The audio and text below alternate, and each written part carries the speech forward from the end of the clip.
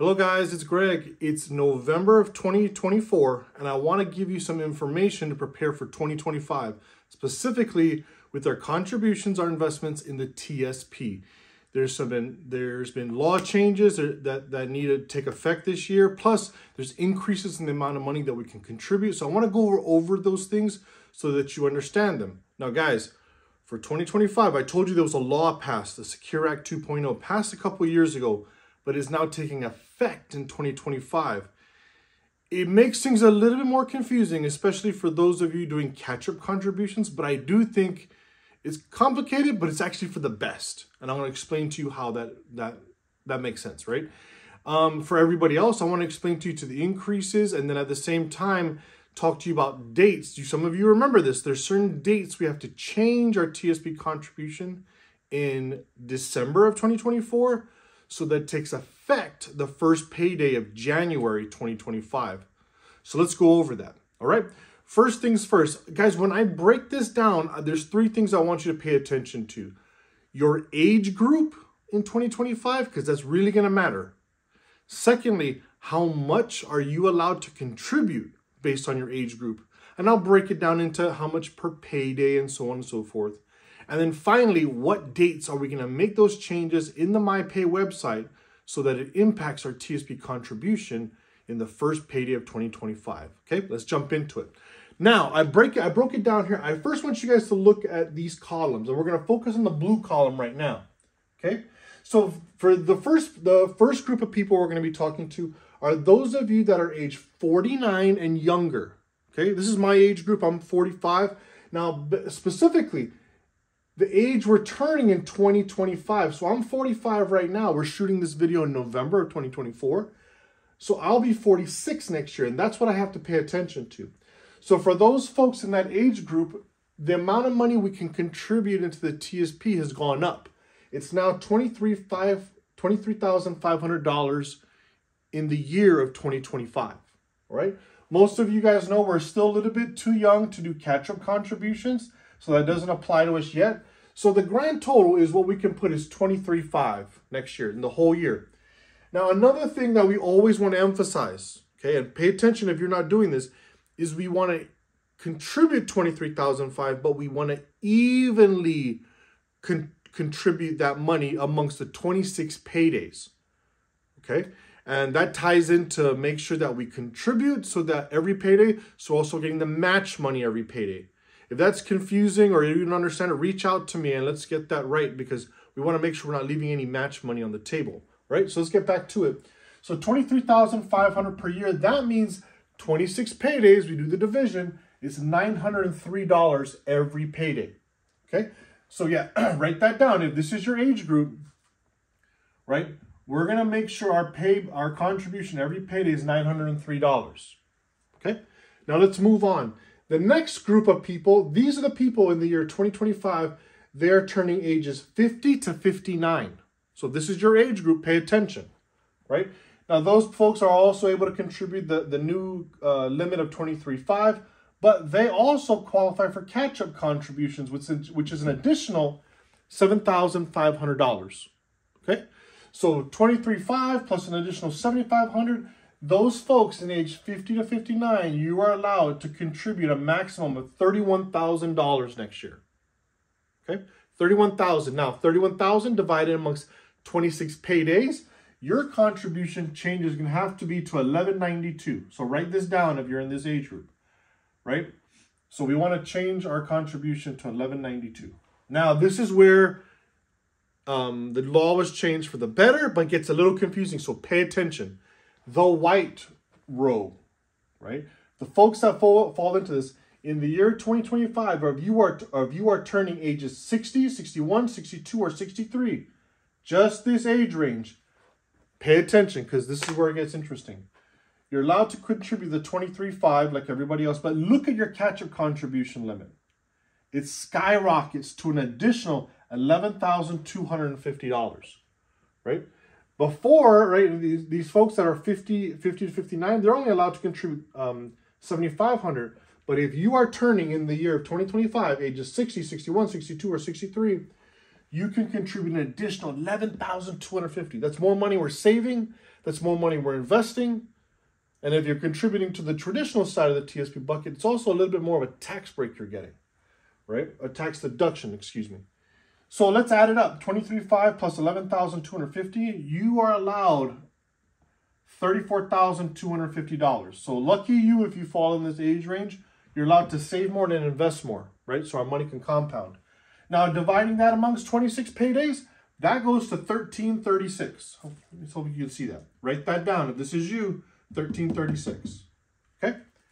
Now the last group, these are the folks that next year are turning ages 64 and older, right?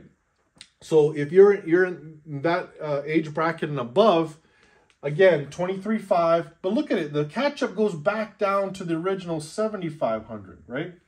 So that's okay. Hey, we're not getting as much as these folks that are in their early 60s, but that's okay. Hey, we're still investing as much as we can, and we're still going to get good results. So it's 23,500 plus 7,500 equals a total of $31,000 that we can contribute in the year of 2025. Divide that amongst 26 paydays, 1192, right? Just like these folks up here, 1192. So write that down.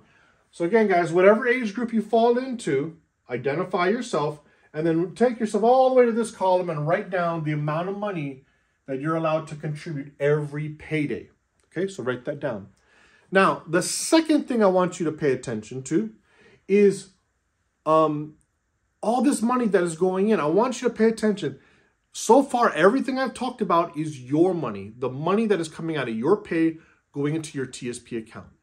The other thing I want to add on top of that, right, this is some more good news, is none of this money includes the match money, right? So most of you know this, so long as you contribute a minimum of 5% of your salary into the TSP, the government's going to match you another 5% of your salary. So that money, those dollars that are being dumped into your TSP account is an addition to this money. This is just all your contributions, right? So there's more money to be had. It's even better. Another thing I want to mention, some of you understand this, but I still get questions about this.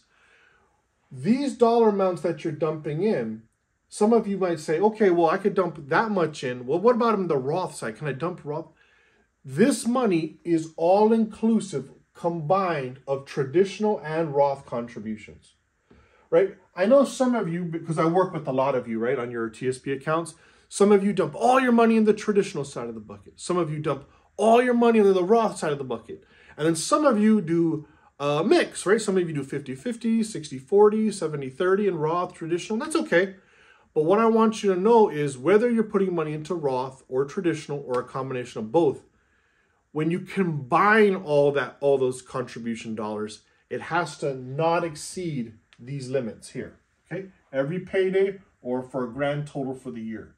So these numbers are all inclusive of both traditional, Roth, or both of them combined, okay? So I want to make that point. The last point I want to make is, okay, guys, we know how much you can contribute, how much every pay period you can contribute. Now I want to talk to you about when to make the change.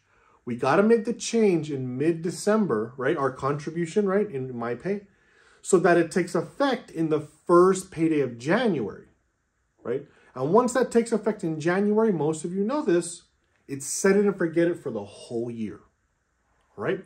Now, write this down. Whether you save your dates or your schedule on your Outlook calendar or in your cell phone calendar, or maybe you have a paper calendar you write in, these are very important dates. We want to block time anytime between December 9th to the 13th of 2024, okay?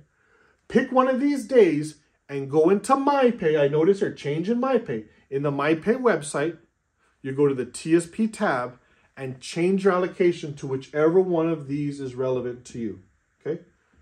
Now, guys, these are maximums, right? So we want to make sure we change it there. Now, one of the things I do want to warn you is when you make the change, My Pay is going to give you a prompt. Oh, thank you for submitting your change. That change will take effect, and it's going to give you a date around December 16th.